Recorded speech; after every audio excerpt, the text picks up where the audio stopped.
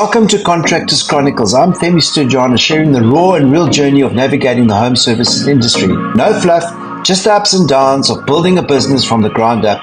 If you're a blue-collar worker, business owner or contractor, this is your go-to spot. Join the conversation, or comment and share your stories, and let's grow this community together.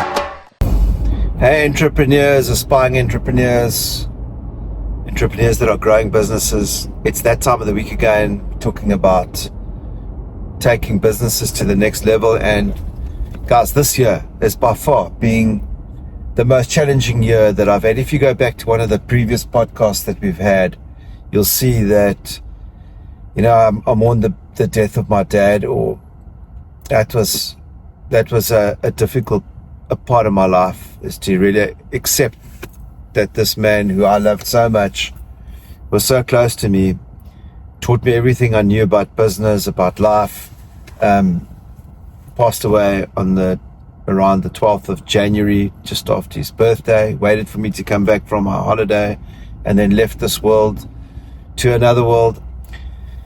That was a difficult one. It was a low blow. It's difficult seeing a loved one go, but you know, this year has also been challenging in many ways, and I think that's life, is that South Africa had, or Cape Town at least, this southern part of South Africa, had the most gruesome winter, I think, in a long time. Long days, wet, dams 104% full, flooding. I've got a little beach cottage on a river in the Overberg. It's flooded twice this year. So a very wet winter, roofs blown off, and leaks springing up everywhere.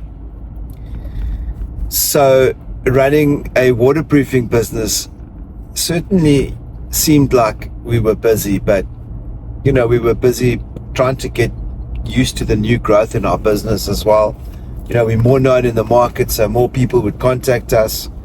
I've got a colleague that's also in the industry, and I'd phone him up and I'd say, what's happening in your industry is inundated, cannot deal with anyone, disappointing clients, much like we were as well at one stage. And I think I might have some grey hairs to point that out. So this year has been challenging. And at the same time, you know, I had an operation, so I was out of function for about 3 months, not even being able to go to work. So thank goodness we've grown the business in such a way that, you know, I can deal with that challenge. It's been a different year and a challenging year, but an exciting year, because totally out of my comfort zone again this year.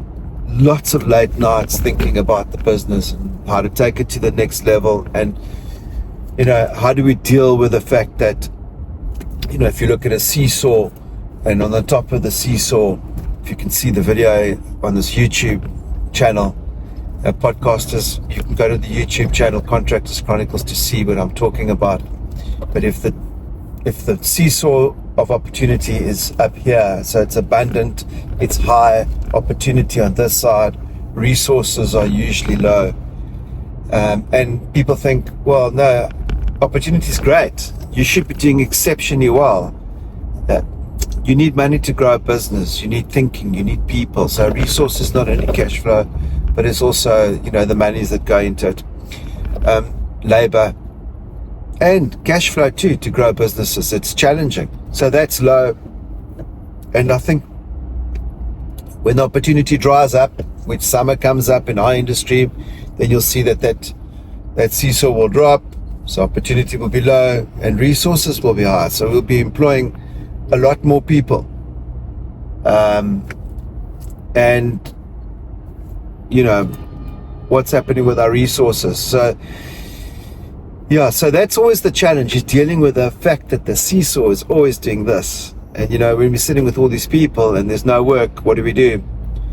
So it's the business leader that needs to think about this. And I hear everybody that says, Themi, you know, you always say you got to get your business to work without you, but that's bullshit, because I like to be in charge of my business. But hear me out for a second, is that when I had my operation and I was out for a few months, Who's running the business? Who's thinking about the business in such a way that it can actually handle the ups and downs of that seesaw where, it's opportunity up, resources low, resources up, opportunity low. It's like, you need to be in that headspace, man. And when you on roofs and you're dealing with clients all day and you crossing T's on admin, dotting I's, and you the go-to person for everything in the business, the IT, the HR, the admin, the operations. Gosh, guys, like, come on. How do you extract yourself to think about the business? There's just too much going on. And believe me, nobody cares. Nobody cares what you go through. No one cares that you're going through this up and down, and your emotions are up and low, and you can't sleep at night as an entrepreneur. Nobody cares. I've got news for you. They might make out as if they care, but they don't really care. At the end of the day, very few will. And I'd like to say that I have a special team, and I think they understand what I go through, but I built the business in such a way where I've told them, I am not going to be at this business all the time. You need to deal with the issue. So unhappy clients, people say, oh no, the owner needs to deal with it. To a degree, but mostly, if you're dealing with it and bypassing your people don't know what the problems are. They don't know how to deal with the clients. So here's the challenge. When you're an entrepreneur and you're doing all these things, how do you build a business so that you can still know what's going on in your business? You can still see that there's an operational issue or unhappy clients. But you kind of separate yourself watching your team to see how they're going to deal with it and if they're going to deal with it effectively. Because I can tell you what, they're probably not going to deal with it as well as what you can. And they're not going to be able to deal with an unhappy client as well as what you can, or an operational issue, or, communicating with other team members and disappointment. They're not. But if you're going to be jumping in the whole time and taking over, what are you teaching your people? You're teaching your people that only you can do it. So for me, the challenge is building the business in such a way that you can step back. And I'm not shy to say I'm on my way for a wave now. It's been a stressful week for me, and I'm going to unpack my stress into the ocean. I'm going to go for a little wave.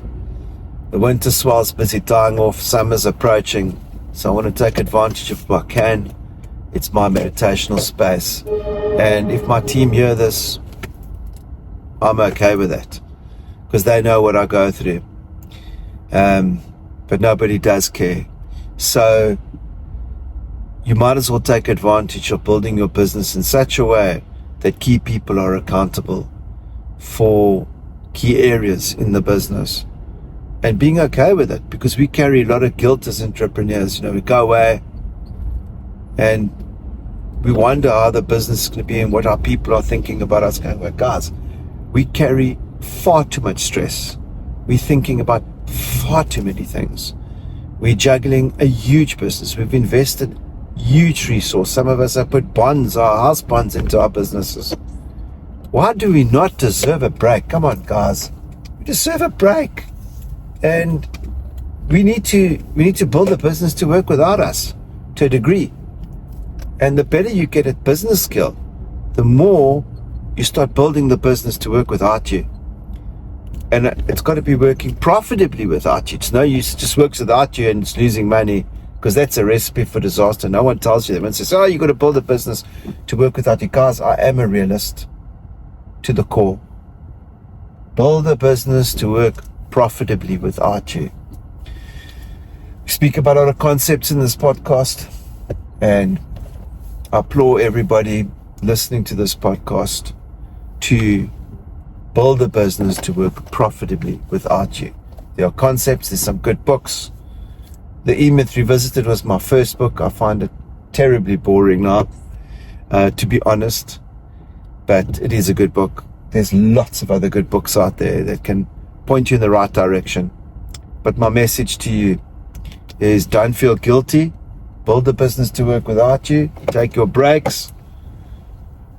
and have the business build a cash flow that you deserve. Because I can tell you one thing, that there's property can be good for you, but if you build a good business that spews cash flow, there's so much you can do with it. You can buy more property, you can empower more people, you can help your family, you can put food on the table for so many other people too. So guys, that's my message for you today. I'm not going to go into too much detail today. I'm going to show you while you're here, just show you how beautiful our beaches are.